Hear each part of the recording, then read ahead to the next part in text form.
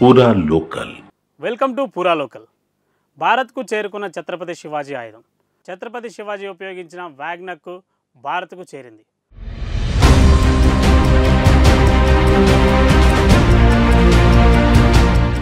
London museum నుంచి బుధవారం తీసుకువచ్చినట్టు కేంద్ర సహాయక శాఖ మంత్రి సుధీర్ మంగంటి వారు తెలిపారు.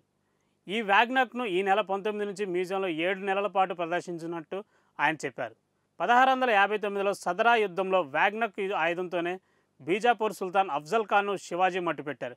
వ్యాగ్నర్ను మహారాష్ట్రకు తీసుకురావడానికి 14.8 లక్షలు మాత్రమే వ్యయం చేసినట్టు సుధీర్ తెలిపారు.